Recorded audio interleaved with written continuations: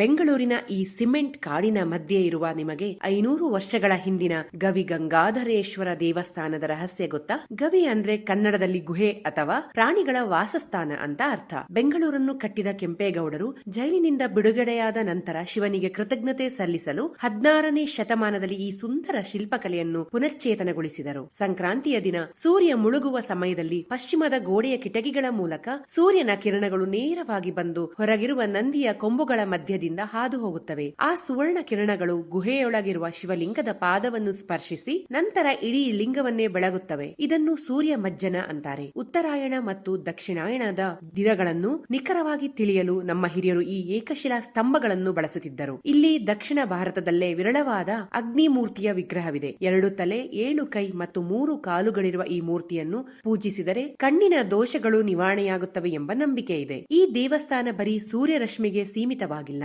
ಇಲ್ಲಿಂದ ಕಾಶಿಗೆ ಹೋಗುವ ರಹಸ್ಯ ಸುರಂಗ ಮಾರ್ಗಗಳಿವೆ. ಒಮ್ಮೆ ಒಳಗೆ ಹೋದವರು ಮತ್ತೆ ಹಿಂದಕ್ಕೆ ಬರಲೇ ಇಲ್ಲ ಅನ್ನೋ ಕಥೆಗಳು ಇಂದಿಗೂ ಇಲ್ಲಿನ ಗೋಡೆಗಳಲ್ಲಿ ಅಡಗಿವೆ. ನಮ್ಮ ಬೆಂಗಳೂರಿನ ಈ ಅದ್ಭುತ ರಹಸ್ಯವನ್ನು ಪ್ರಪಂಚಕ್ಕೆ ತೋರಿಸಿ. ಇಂಥ ಇಂಟ್ರೆಸ್ಟಿಂಗ್ ವಿಷಯಗಳಿಗಾಗಿ ನಮ್ಮ ಪೇಜ್ ಫಾಲೋ ಮಾಡಿ.